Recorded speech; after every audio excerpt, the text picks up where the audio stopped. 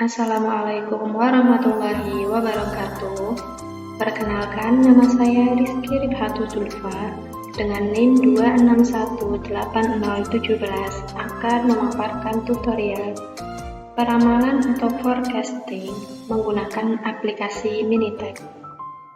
Tutorial ini dibuat untuk memenuhi ujian akhir semester mata kuliah forecasting. Baik, di sini kita akan melakukan peramalan menggunakan model peramalan autoregresif atau biasa disingkat dengan AR. Sebelumnya di sini saya sudah menuliskan data yang akan digunakan sebagai data peramalan. Data ini adalah data penjualan produk skincare Wardah di toko Ngalian Kosmetik.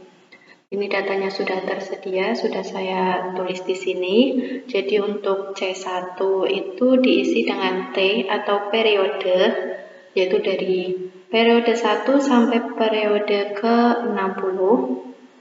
Kemudian yang C2 ini diisi dengan jumlah. Jadi jumlah skincare yang terjual dalam periode 1 ada 200, kemudian periode 2 ada 198 dan seterusnya sampai ke periode 60. Langsung saja kita melakukan peramalan menggunakan model autoregresif atau biasa disingkat dengan AR.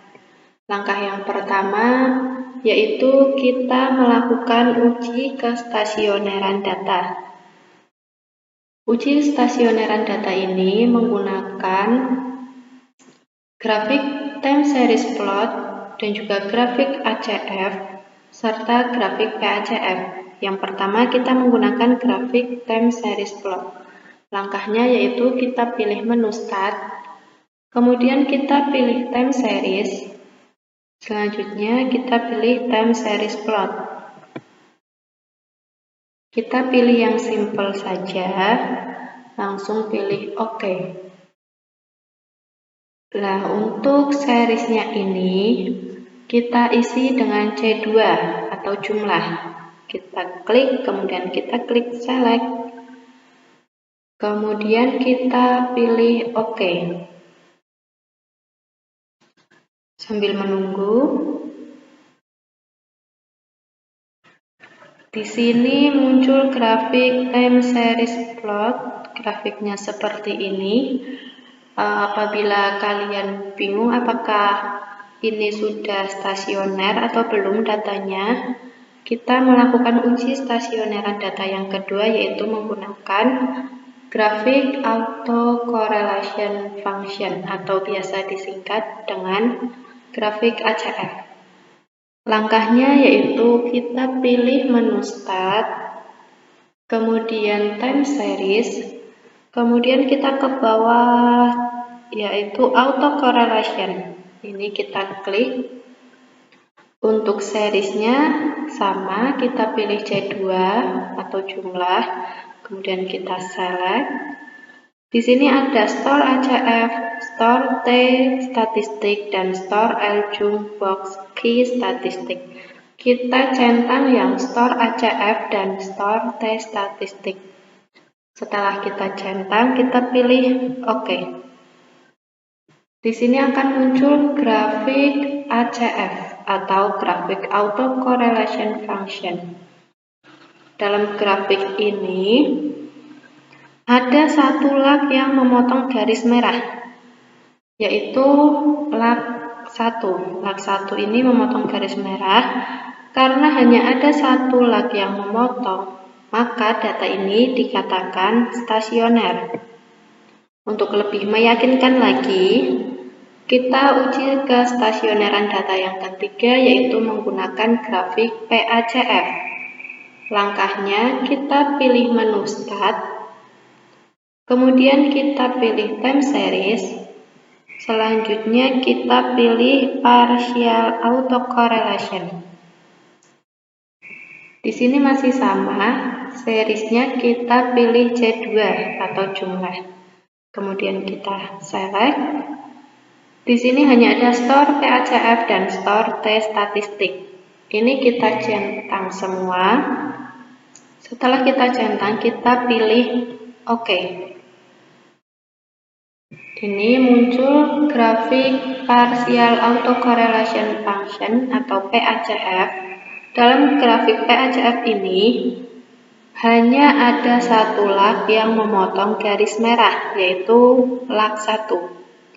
Karena lag yang memotong garis merah tidak lebih dari 3, jadi data ini dikatakan stasioner.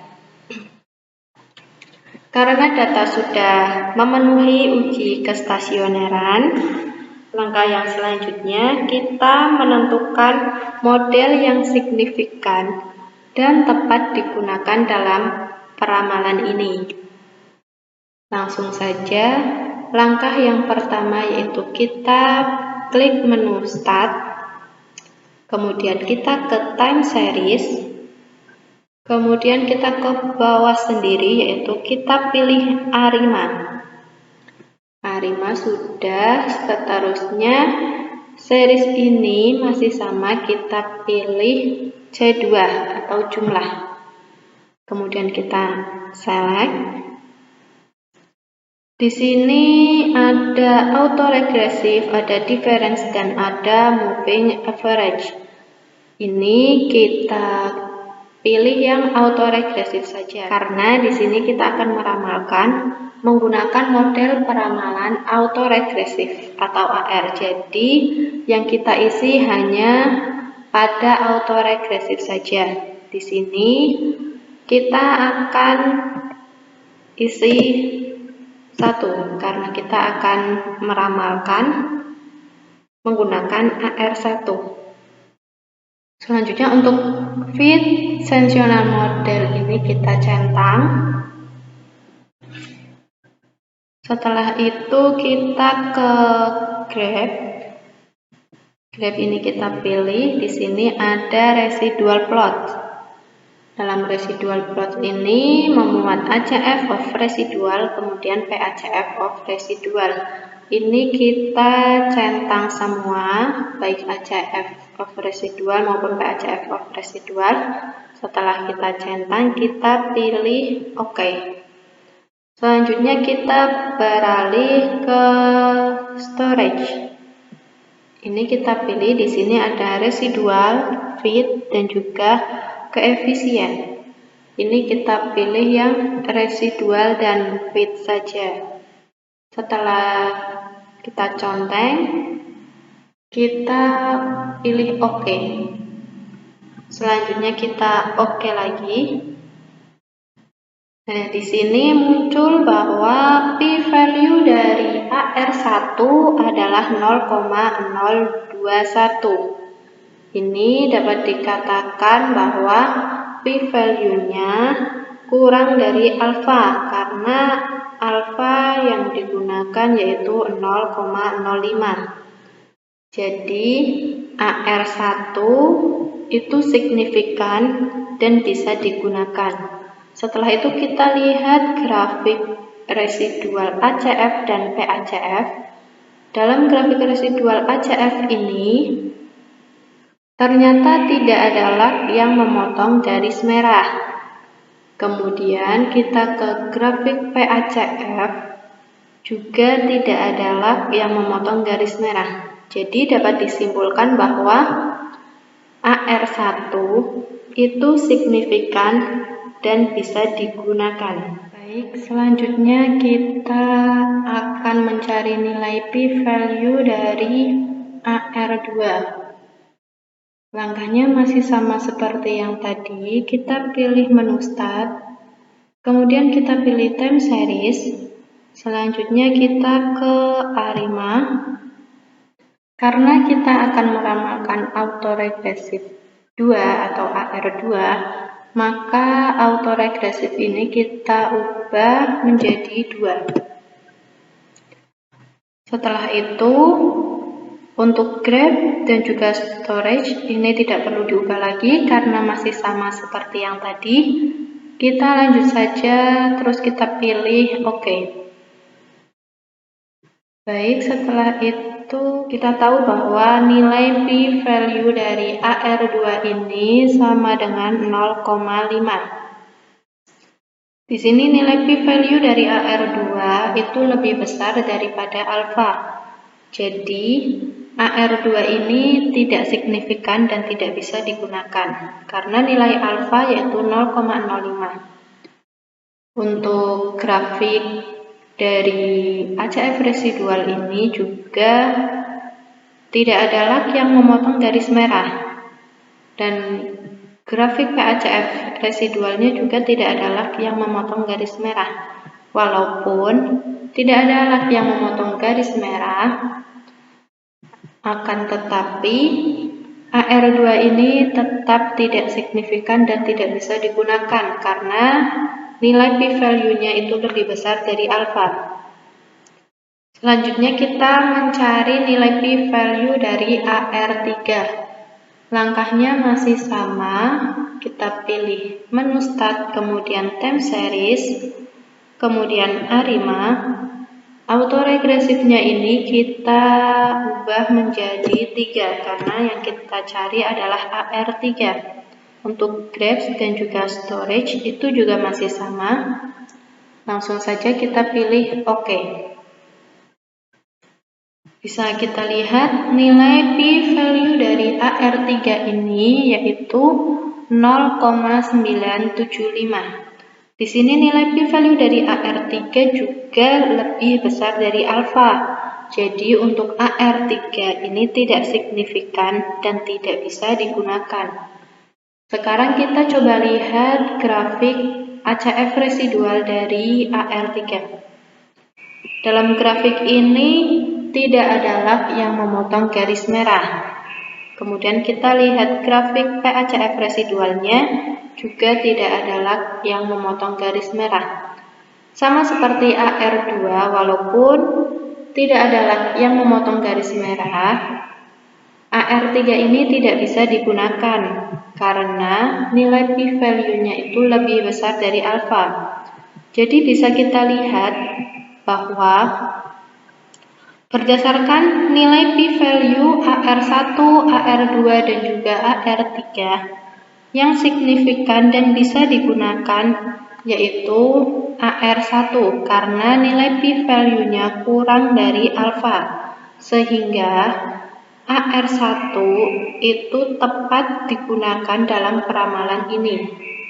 Akan tetapi jika kalian menemukan nilai p-value dari AR1, AR2, AR3 ini kurang dari alfa atau signifikan dan bisa digunakan, kalian langsung ke langkah selanjutnya yaitu mencari nilai MSE dengan menggunakan bantuan Microsoft Excel. Itu bisa kita cari nilai MSE-nya yang paling sedikit dari AR1, AR2, dan AR3. Akan tetapi di sini sudah jelas bahwa nilai p-value dari AR1 ini yang memenuhi, yaitu kurang dari 0,05, sehingga AR1 ini signifikan dan bisa digunakan serta tepat digunakan untuk peramalan ini. Selanjutnya, setelah kita mengetahui model yang paling tepat digunakan, kita dapat melakukan peramalan autoregresif atau AR menggunakan tipe AR1. Karena tadi AR1 adalah yang paling tepat digunakan karena nilai p-value-nya kurang dari alfa dan juga grafik ACF residual dan grafik PACF residualnya tidak ada yang memotong garis merah. Langsung saja kita melakukan peramalan. Langkah yang pertama yaitu kita pilih menu start, kemudian kita ke time series. Setelah itu kita ke ARIMA. Di sini kita hanya mengubah yang forecast. Kita pilih forecast. Ini ada lead. Lead ini untuk meramalkan berapa periode yang akan kita ramalkan. Di sini saya menggunakan 12 periode. Jadi leadnya kita ganti menjadi 12. Setelah itu di sini ada forecast. Forecast ini kita pilih kolom yang masih kosong. Di sini kolom yang masih kosong adalah C13. Jadi kita ketik dalam forecast ini yaitu C13. Setelah itu kita pilih OK. Selanjutnya kita ke graph. Dalam graph ini ACF residual dan PACF residualnya centangnya kita hilangkan atau graph-nya kita nonaktifkan. Setelah itu kita ke storage. Dalam storage juga kita nonaktifkan. Jadi centangnya kita hilangkan semua. Setelah itu OK. Di sini fit seasonal model itu kita nonaktifkan juga. Setelah itu tadi auto regresifnya kita ubah menjadi 1 karena yang kita gunakan adalah AR1. Setelah semuanya diubah, kita langsung pilih OK. Di sini karena tadi saya menggunakan lead atau meramalkan periodenya yaitu 12 periode. Jadi di sini hanya meramalkan sampai 12 periode saja. Ini bisa kita lihat dalam C13 ini hasilnya. Jadi untuk periode ke-61 yaitu sekitar 195,216. Karena dalam penjualan skincare ini tidak ada desimal, jadi kita bulatkan. Untuk periode 61 yaitu 195, periode 62 yaitu 194, dan seterusnya sampai ke periode 72. Karena kita meramalkan hanya 12 periode saja. Mungkin itu saja yang dapat saya sampaikan. Kurang lebihnya saya mohon maaf. Wassalamualaikum warahmatullahi wabarakatuh.